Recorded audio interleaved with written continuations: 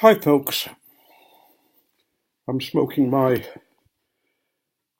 Volcano from London Calling, and in it I have some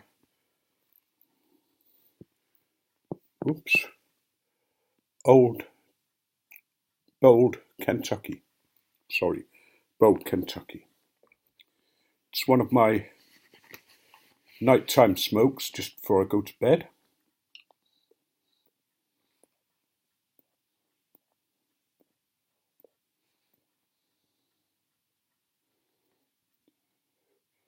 It's a really nice meaty tobacco.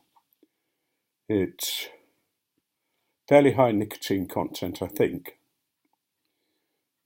I mean, as I've always said, I don't get a nicotine hit. The nearest I've got to with this is if I haven't eaten breakfast and I have a pipe on the first thing on the morning, I can occasionally feel a little bit queasy, and I think that's probably the nicotine. But it's the pipe really that I want to talk about for a little bit. It's a 9mm filter, although I haven't got a filter in at the moment. It's got beautiful markings on the pipe. It really does look like a volcano. The thing about it is that it's nice and light. It hasn't got a very thick rim, which I particularly like because that helps to make the thing lighter. But it's a cool smoke.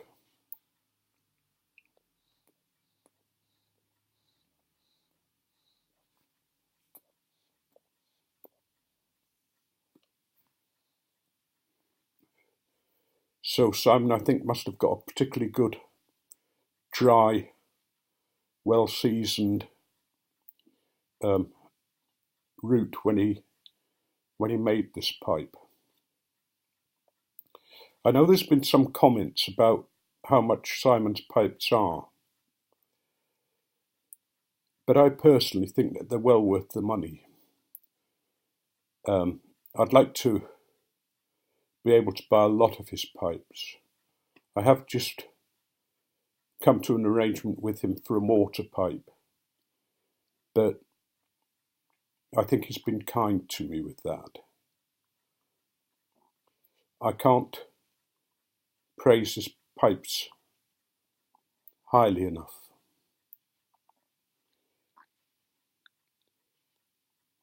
You know, it's something that I'll treasure for a long time, is this pipe. It's one of my favourite pipes. It's one of my go-to pipes when I want a nice cool smoke. It's been good with flakes, with all different kinds of tobacco that I smoke. It's no good asking me whether it ghosts, because there's no way I can tell. I'm not that taste efficient, I'm afraid.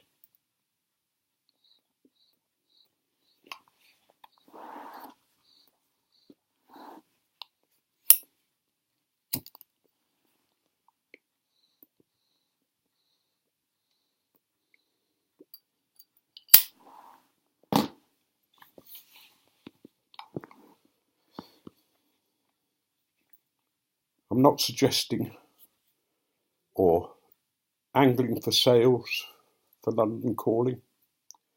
I'm just saying what I believe about this pipe and the pipes that I've seen him make, seen his skills develop. And I think he's got a great deal of skill with pipes, much to my annoyance. I wish I had a great deal of skill with something, but there we are. Anyway, that's the pipe. I did want to say a little bit about updates on my health.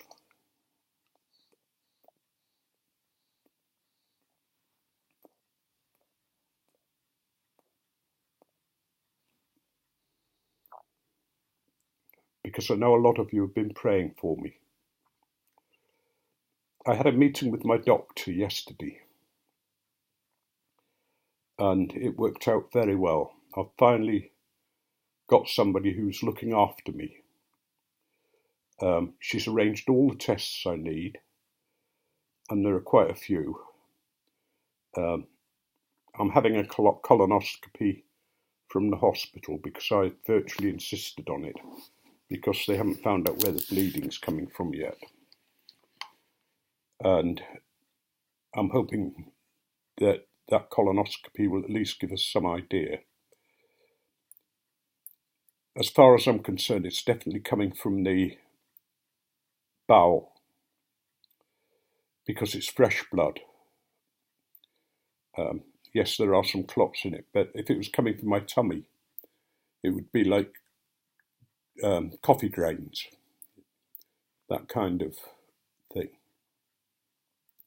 But anyway, so we're getting on with that.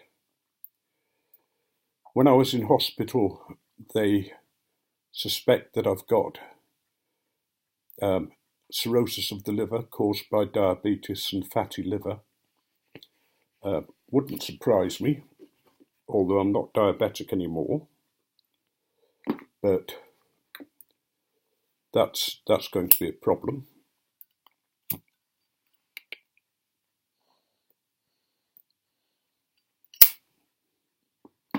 So the doctor's arranging tests for that.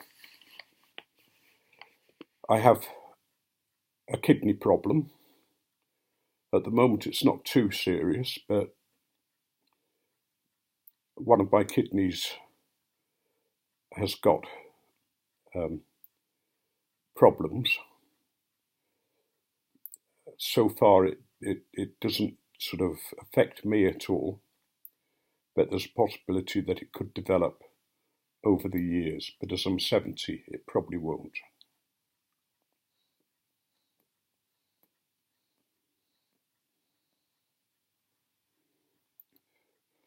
I've got an appointment with a urologist to deal with my waterworks and problems that I've got with that. There's a scene in Spike Milligan's book where he, or one of his friends, goes to the doctor because he's got problems in with his penis, and the doctor says, "Does it hurt when you wee?" And he says, no, it doesn't, no. And the doctor says, "Well, I should use it for that from now on and not bother with anything else." And I feel a bit like that at the moment.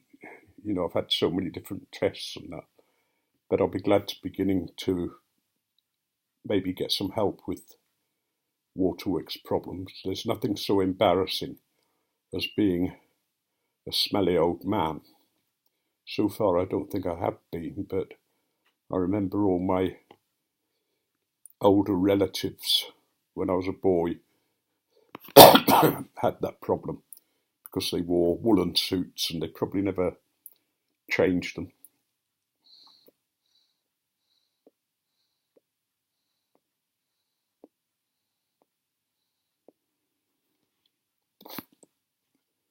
One of the things that the doctor picked up when we were there, because Carolyn stuck in her oar and told the doctor about my problems with balance and with one or two problems, there's a possibility that I've got some kind of neurological complaint. She did do a quick test with me, which involved moving my arms. And when she tried on this one, she actually felt some sort of problem there.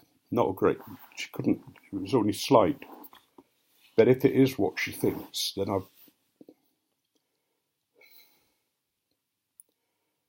I could have the beginnings of Parkinson's disease. Whatever, I've certainly got some problem neurologically, because my body doesn't react the way it should. Occasionally my feet don't move as they should, and I lose my balance and I'm bumping into things. So I've got a lot of things going on.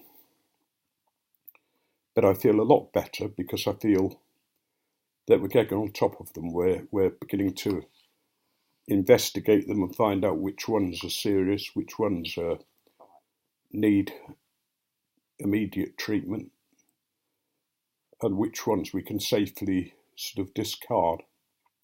It might be that we discard everything in the end and it all turns out right, which would be rather nice. But if it doesn't, as I've said a lot of times, it doesn't bother me. I'm not frightened by the idea of Parkinson's or cirrhosis or kidney problems or any other kind of problem. That doesn't mean I'm not bothered if I had them, but it doesn't bother me. It's part of life, as I've always said. One laugh we had at the doctor's was that I was supposed to have an injection, a vaccination for shingles. When you get to a certain age, they like to top you up. I had shingles.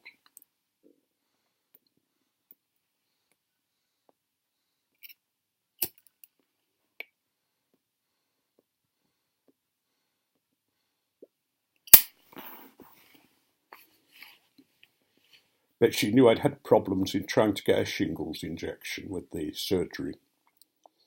And she knew that I'd had a blazing row with the surgery, with the manager of the surgery.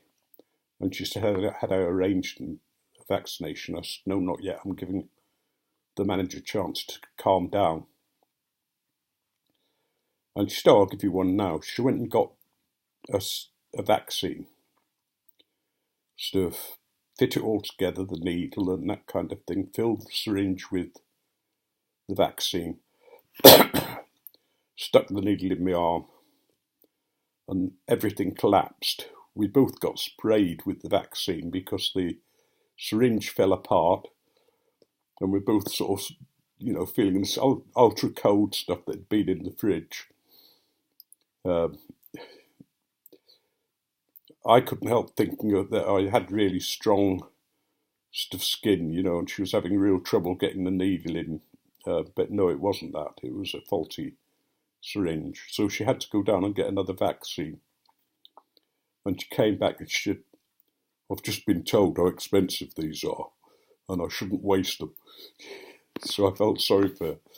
But the second one went okay. So that's where I am. I'm not giving up smoking. The doctor's sort of quite smiley about it because she knows what I do, and I keep telling them that I shall live longer than their non-smokers. And they're beginning to believe it, I think. But anyway, I want to sort of think about where this channel's going.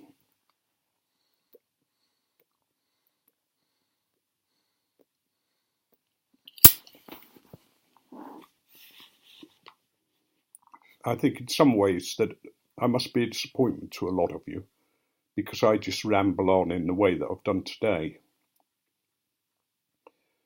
And yet I don't feel that I can do massive reviews of tobacco because of problems with taste, problems with smell, and that kind of thing. So any review I do is just very, very subjective. But then I suppose all reviews are subjective. I'm thinking of doing some more on snuff boxes. I show you some in one video, and I've got some more that I can show you because I've got a lot of snuff boxes now of different types. I'm particularly sort of liking some called Mocklinware, which is the snuff box made of wood with pictures on it. It's a technique that's used on a lot of stuff from the seaside and that kind of thing that were given as gifts. So they have everything on them, from pictures of the area where the box was to people's pictures and other things. I've got one or two Russian snuff boxes which are really nicely decorated. They're quite nice. And then I have a collection of all sorts. So I might do something on those. I might do something on what to look for in a snuff box. You know, you can spend thousands on snuff boxes if you've got it. Or you can do what I do, and that's try and get them when I can, as cheaply as possible. And some of the ones I got for a matter of £20 are worth a lot more than that.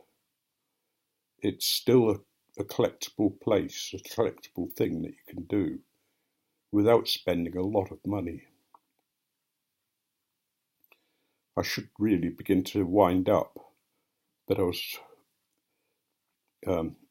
thinking of another little hobby that I've started, and I'll just show you it. So I'm going to move this down. Some of you have seen my bling pipe.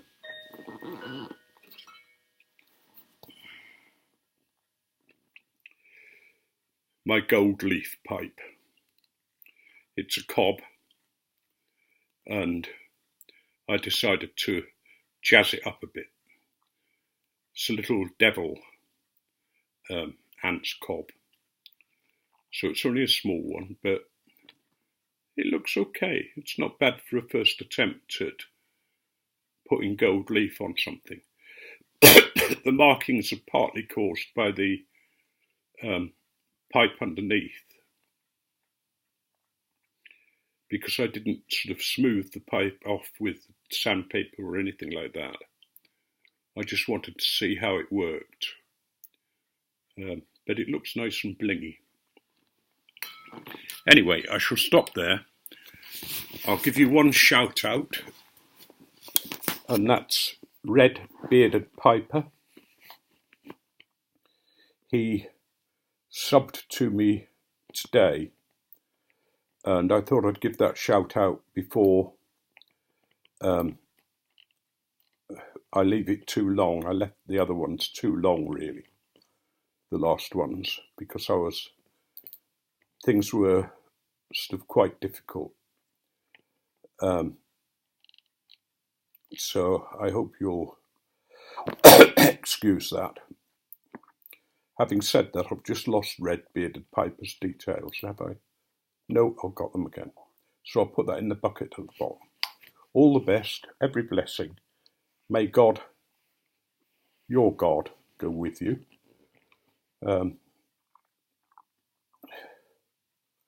I just can't get over, and, you know, although I have no faith in any kind of God, I still have the hang-ups of being a priest, and find it difficult not to give people blessings. Officially I'm still allowed to, but that's beside the point. But anyway, love to you all.